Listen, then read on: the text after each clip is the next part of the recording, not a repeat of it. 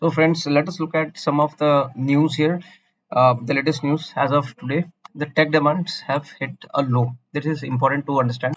See, ultimately, who pays for your salary? The end client. If your company does not have projects for that client, you will not get your salaries. Now, what they are doing is the clients, they are very uncertain about the economic scenario. So, they have tightened their purses. They are not spending the money. All future spends, they have put it on hold. See, post COVID, what happened?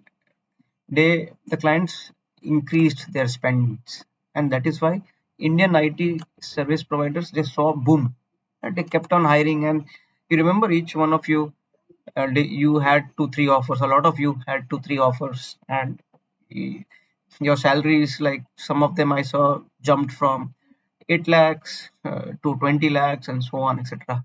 Okay, now save your job, man.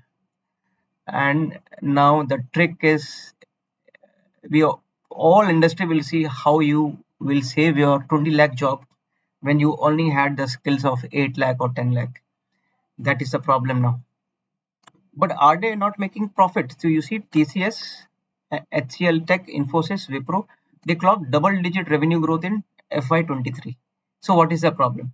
See, now they have understood we cannot grow at that level. So they have reduced their growth outlook. Outlook means forecasting. Okay. For example, in a month you say I will save 20,000 rupees. Okay. Or say $500 you are saving. Now you are saying that, oh, expenses have gone up, inflation and those things. So now we will save only $400 or only 15,000 rupees. So they are saying they know now that we cannot make that kind of growth. So they have reduced it by 50%. Obviously, okay. See, first of all, I'll tell you, uh, I sometimes feel leaders they sometimes lack. They do not see what is going around them. This is a cycle, right? So post COVID, in COVID, lot of projects were shut down. Post COVID, people went crazy, and they had budgets. They did the spend. Okay, you cannot use that as your benchmark. If the CEOs and CFOs are using that as a benchmark, and now they are saying, "Oh, we are now reducing it to 50%," that's really dumb, man. The special scenario growth cannot be applied across all years. Okay, so that is being too greedy. It's simple. See, these are the growth figures. Infosys is expecting 4 to 7% revenue growth, down from 15.4%. Okay, last year. HCL is looking for 6 to 8% growth, down from 13.7. See, 13.7, 15% growth will never happen now. At least for next 3 years, it will not happen. Okay. See, these are some key metrics of Indian IT companies. See, the BSI vertical, BFSI, it got shaken because of Silicon Valley Bank going down and some others going down, which accounts for 30 to 35% of IT sector's overall revenue. Okay, a lot of banks they drive a lot of projects, and Indian IT companies are dependent on them. Now, also other clients are cutting down on discretionary spending. Okay, and unplanned ramp down of projects has added. So now, since they don't want to spend, they are saying, okay, if we had 50 people, let 30 of them go, and those kind of stuff is happening. Okay. So TCSC is saying the direct impact is not very high, they are saying, but from the events, directly the impact on our books is immaterial. But it is also spoiled the BFSI spending sentiment in the market. That is the problem actually. If the sentiment gets spoiled, everybody starts getting scared and they stop their spends.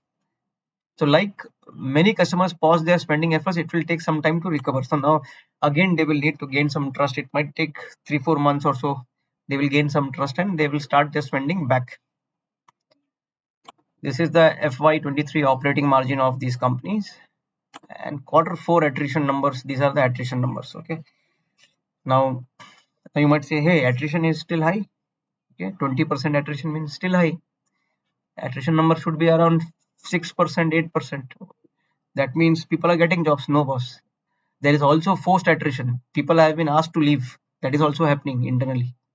Even the Tech Mahindra CEO, CP Gurnani, he is saying that the clients are looking at tightening budgets, slowing down on decision cycle. Now, see, some of the clients, we understand what they are doing is, okay, give us 2 3 more months, we will decide and come back, and those kind of things are happening. They're saying, but we are conscious that the investment phase will come back in terms of technology, and hence we need to be ready. See, we need to be ready means what, you don't have to sit and wait. You have to upgrade yourself, go for certifications on cloud technologies, on AI technologies, on generative AI like chat GPT technologies, how you can use that and become more productive at work and etc. You have to do that till the budget starts flowing in. You have to do that. Okay.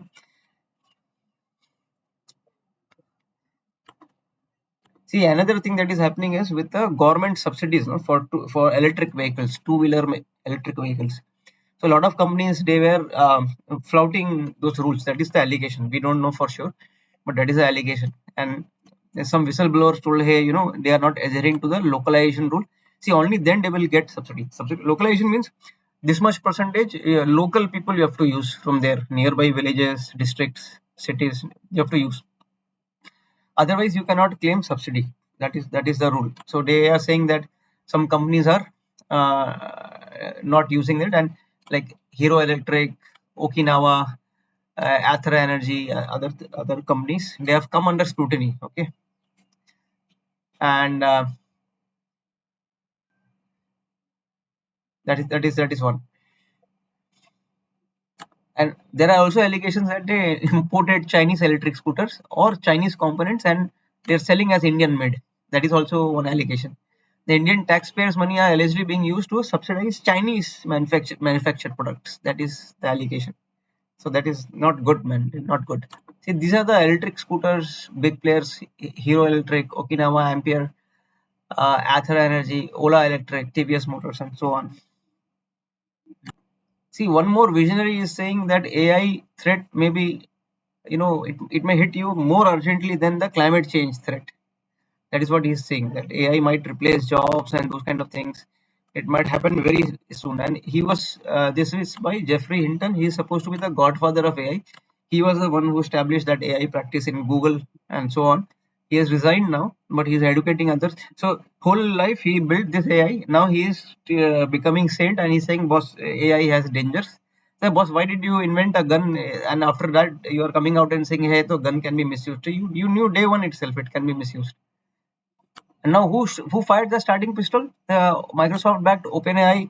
They fired it with ChatGPT, and it is powered by AI, the ChatGPT, and people are not using it.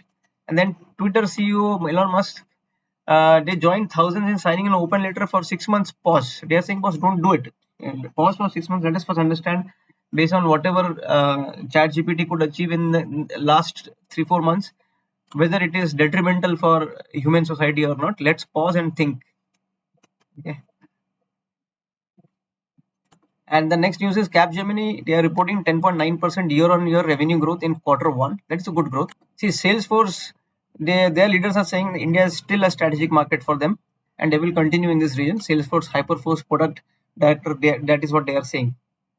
So if you see Tableau certification, the contents on this channel, that is from Salesforce company. See, Cognizant in the last, they are going to lay off 3,500 employees as a part of rejig program. So that's it for today.